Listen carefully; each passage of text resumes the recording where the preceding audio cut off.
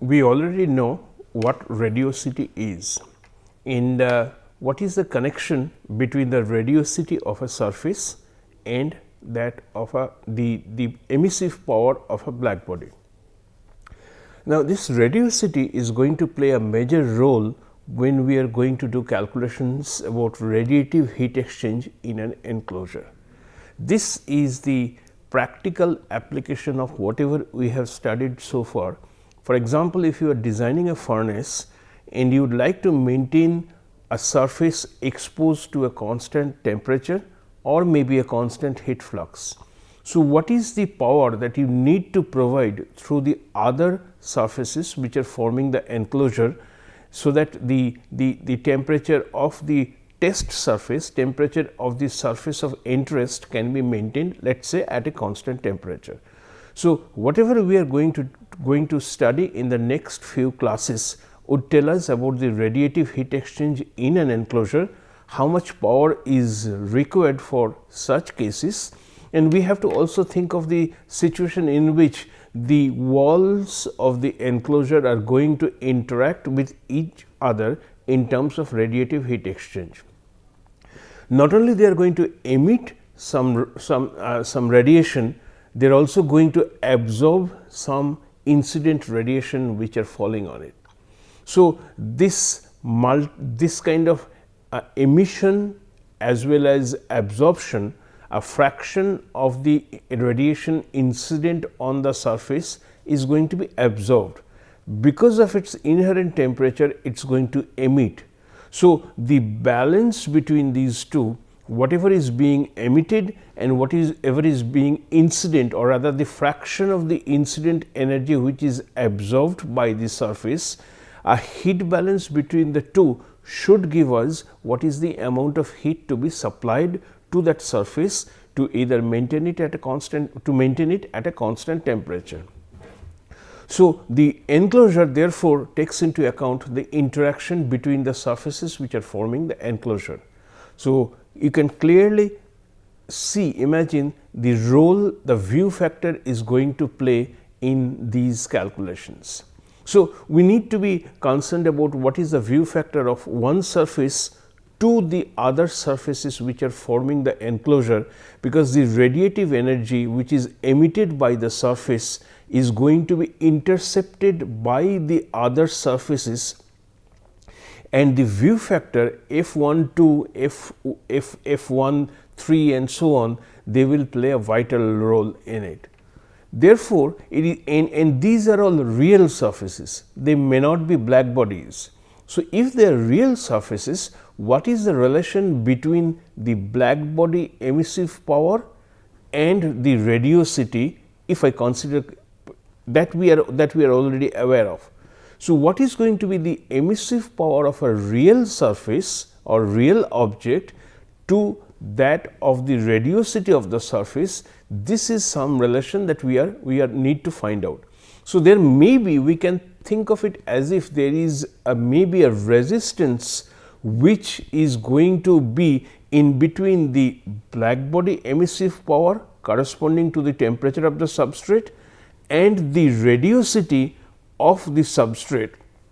So, these are the two potentials. The potential of the body in terms of its temperature, had this been a black body, and the radiosity, the actual heat flux which is being observed by someone standing just outside of the surface. What is the relation between the two? Because that is the amount of heat which is going to flow from one surface to just outside of the surface. So, what is the resistance that connects the two? We will discuss that in this class itself. So, it has been proposed that following a network method, like the same type of network method which you have done in electrical circuits, something like that can be adopted for the case of radiative heat exchange between the surfaces in an enclosure.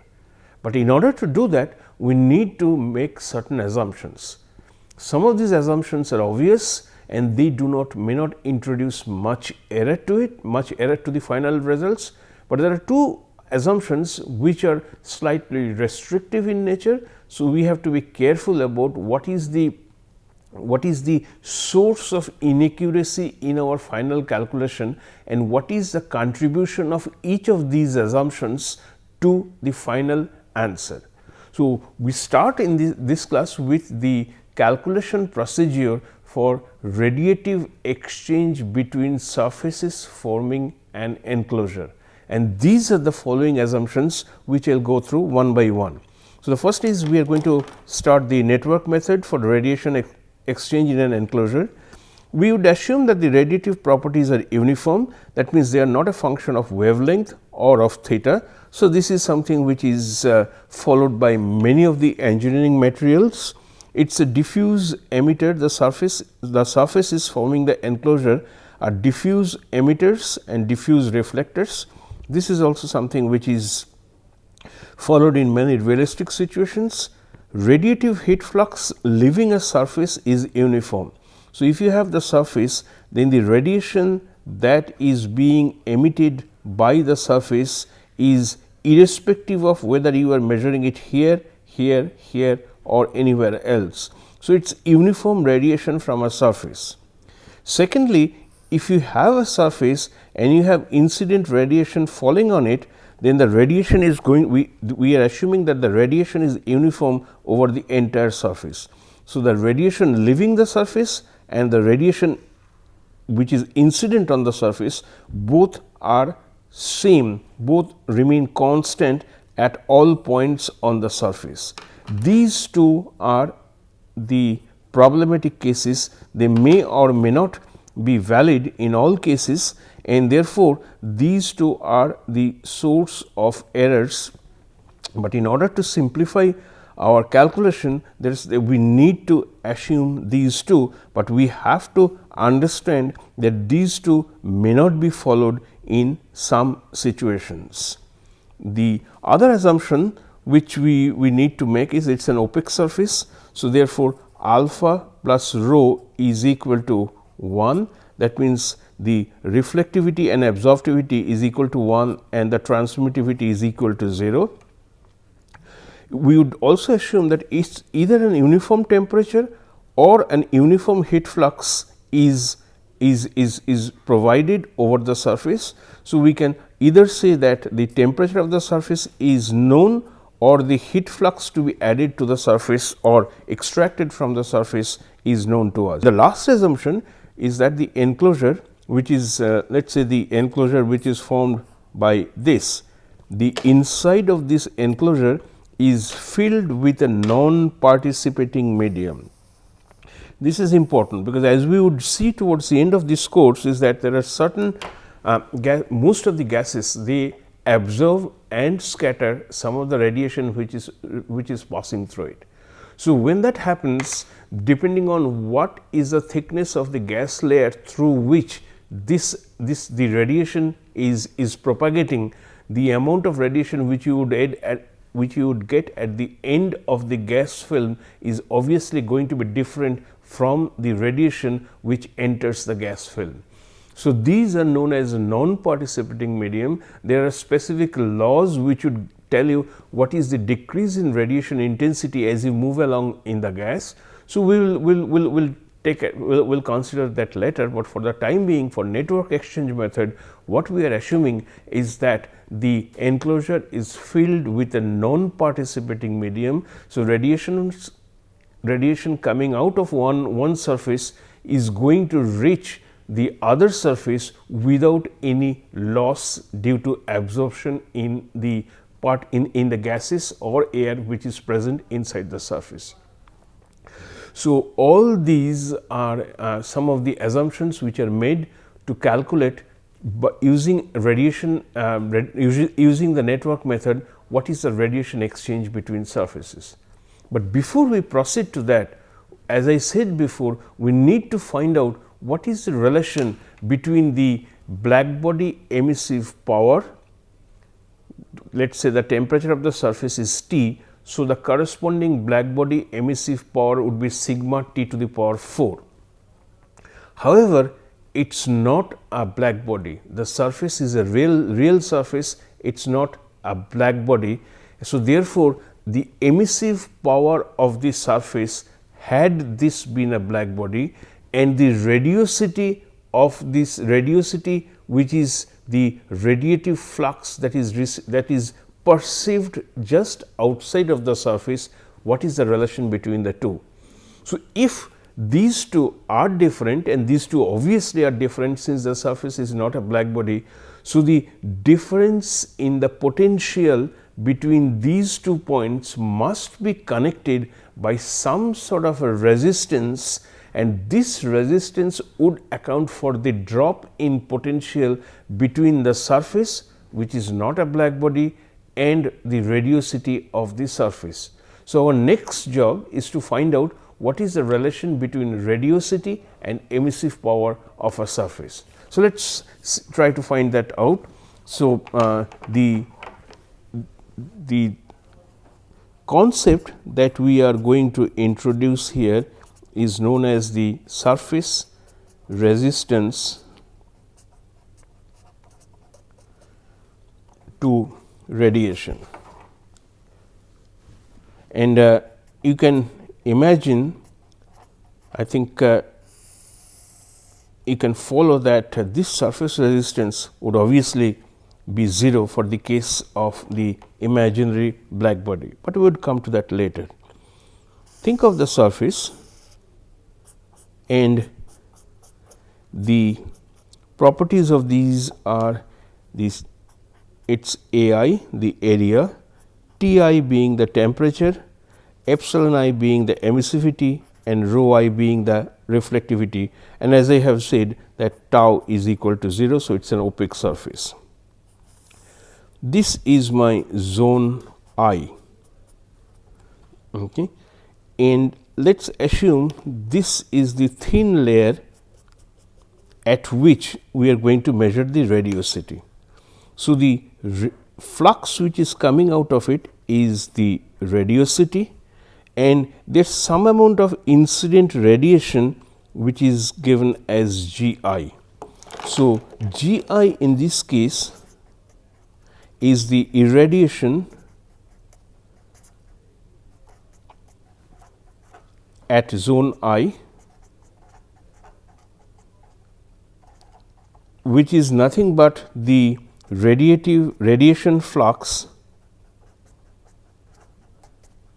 which is incident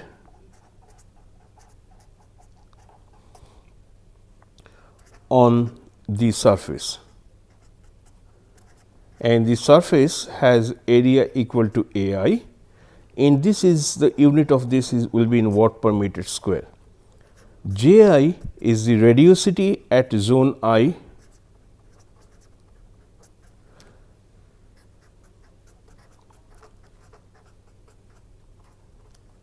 so this is nothing but the radiation flux which is leaving surface A I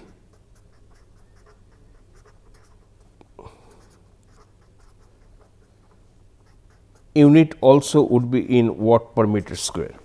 Now, the amount of heat, amount of radiative energy which is leaving the surface is J I in watt per meter square. The amount of incident energy which is falling on it is G I. So, therefore, the net amount of heat, if I call Q I as the rate at which the energy would have to be transferred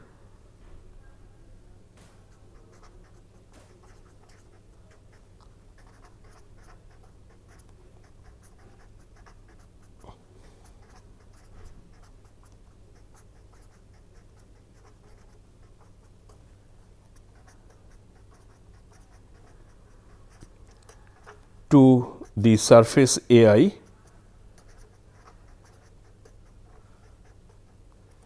to maintain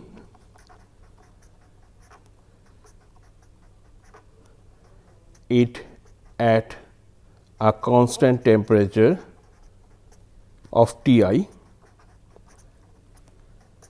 So, these are the three things. As you can see from here, G I is the irradiation at zone I, Ji is the radiosity at zone I. So, it is a radiative flux leaving the surface, and Qi is the rate at which energy would have to be transferred to the surface, because something is coming, something is leaving. So, in order to maintain a thermal equilibrium, some amount of energy will have to be added to this or extracted, depending on which one is higher.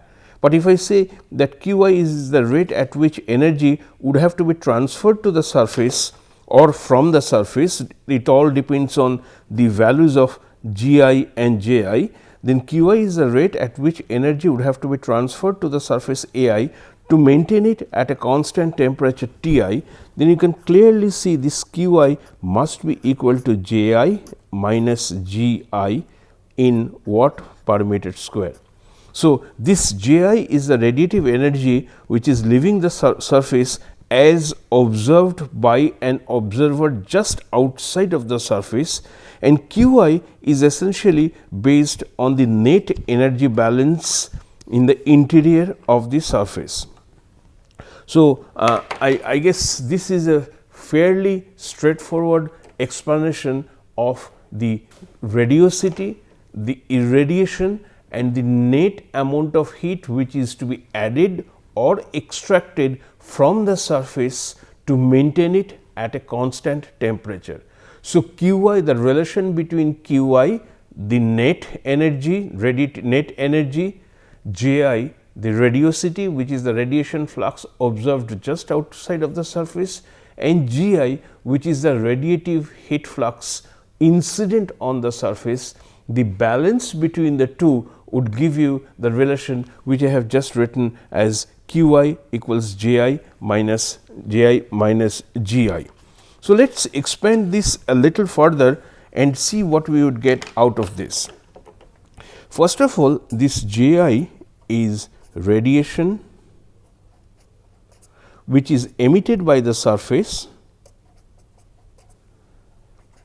The definition of Ji by the surface, this is the first contribution, plus the second contribution is what is the radiation which is reflected by the surface. So, this is the definition of radiosity, which has two parts: radiation emitted by the surface and the radiation reflected by the surface. So, Ji, the radiosity for a real surface which is not a black body, must be equal to epsilon I, where epsilon is the emissivity times EBI, which is the black body emissive power corresponding to the temperature of the surface. So, had this been a black body, then the radiosity and radiosity and EBI would be same, but we understand that the real surface will have an epsilon. So, therefore, these two may not be equal, plus some amount of energy is incident on it, incident on the surface. A fraction of it denoted by the reflectivity is going to be reflected out of this. So, this is the emission which is coming out, and this is part of the reflection which is which is being reflected by the surface. Ji is a sum of these two. So, the amount of emission which is coming out is epsilon I EBI, the amount of reflection which you would get is rho I Gi. So, if you are the person standing over here, to you the total amount of energy which is coming out of the surface would be the sum of these two. And we also understand that for this specific surface, epsilon I plus rather rho I plus alpha I is equal to 1, since your tau I is equal to 0, there is no transmittivity, but it is also a gray surface, Therefore, what you can write is epsilon I plus rho I is equal to 1. So, these two are equal, absorptivity and emissivity are equal. Therefore, the relation Ji is equal to epsilon I EBI plus rho I Gi can be written as, because my aim to get rid of this Gi from this relation and try to see if I can connect Ji with Ebi. So, in order to do that, first I find out what is Gi, which is from this equation is Ji minus epsilon I Ebi by rho I. So, this can be therefore, Gi can still be written as putting the value of rho I from here as 1 minus epsilon I. Okay. So, if you now see Q, which we have obtained as Ji minus Gi from our previous page, this is the fundamental balance equation which we have written. I am now going to get rid of this Gi. So, my total heat, the heat which gets transferred, heat which has to be applied is Ji minus, for this Gi I put the expression epsilon I Ebi divided by 1 minus epsilon I. So, the two relations which we are using is, one is this one, the other is this one and this one. The aim of this is, using these three equations, we are trying to get rid of Gi and express the Q in terms of Ji and Ebi. So, we would continue with this relation, which I am going to write once again. I get Qi as Ji minus Ji epsilon I Ebi by 1 minus epsilon I.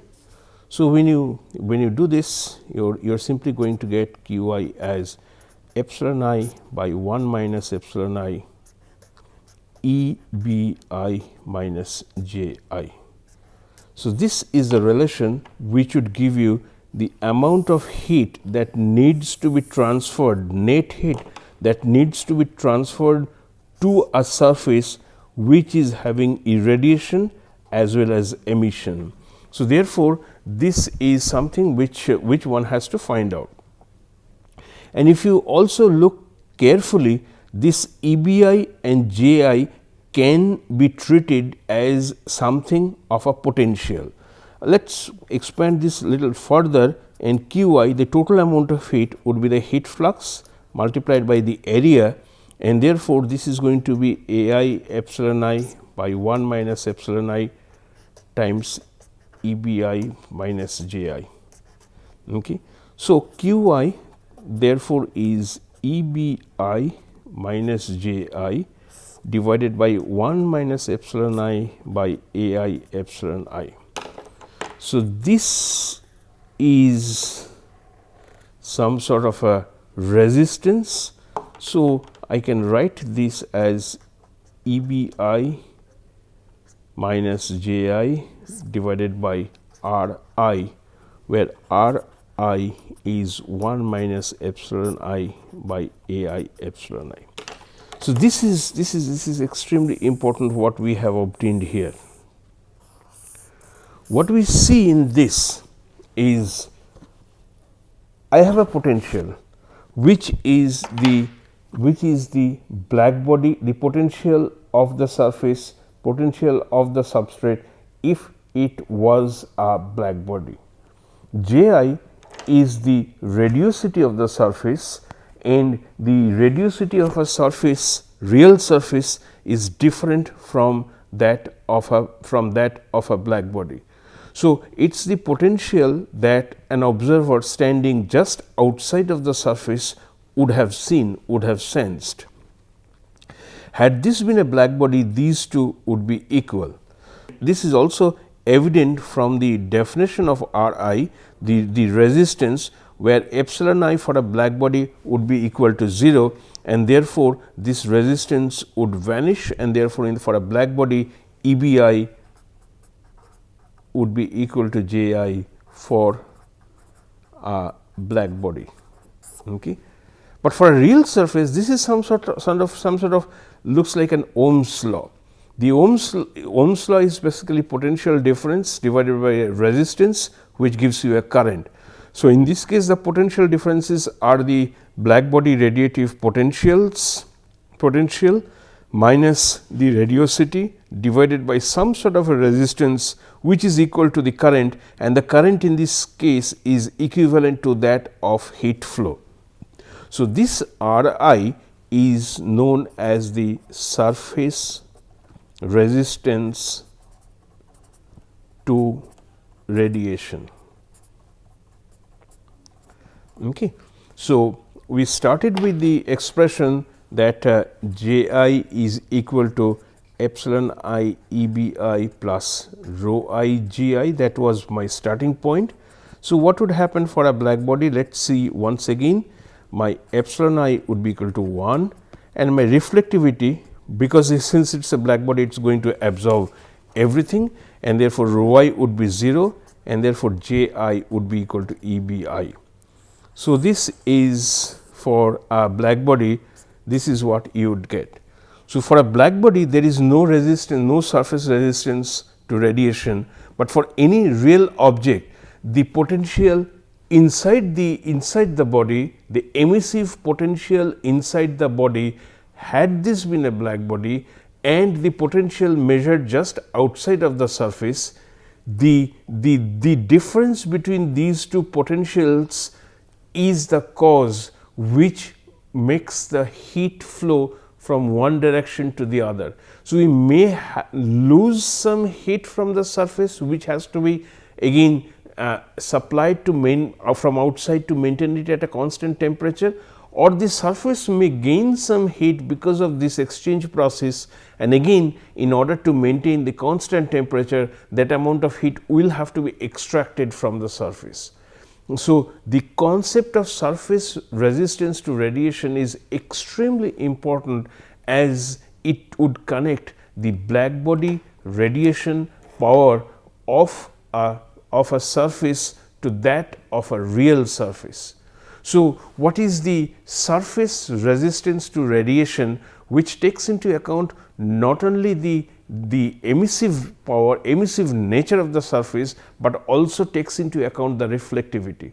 So, if a surface forms one part of the enclosure for radiative heat exchange, it is not only going to emit, it is also going to get some irradiation from other surfaces.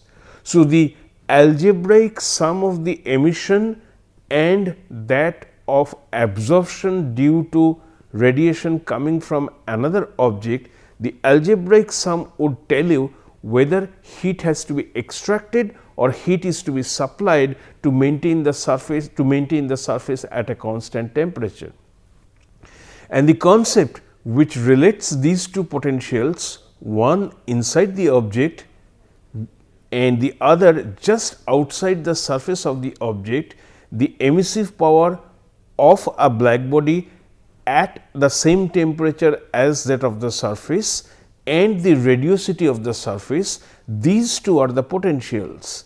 The difference in these two, which was non-existent for the case of a black body. So, the difference between these two potentials causes heat to move either from the surface or to the surface. So, in order to calculate these two resistances, I need to know these two potentials, and these two potentials, taking an analogy from Ohm's law, must be connected by some sort of a resistance, and that resistance which we have evaluated, that resistance R I is called the surface resistance to radiation.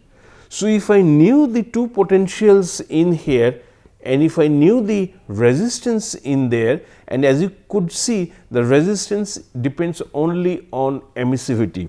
It is 1 minus epsilon I by A I epsilon I, which depends only on the emissivity. So, if the emissivity of the surface is known, then the surface resistance to radiation will also be known. So, if the two potentials are known, then the total amount of heat flow to or from the surface that is required to maintain the temperature of the surface at a constant value can easily be found out. And while doing this, I am allowing the exchange of radiative energy which are coming from other surfaces forming the enclosure. So, this is the first step to realize, to understand how the radiosity and the blackbody emissive power are connected by the concept of resistance, by this resistance, the surface resistance to radiation.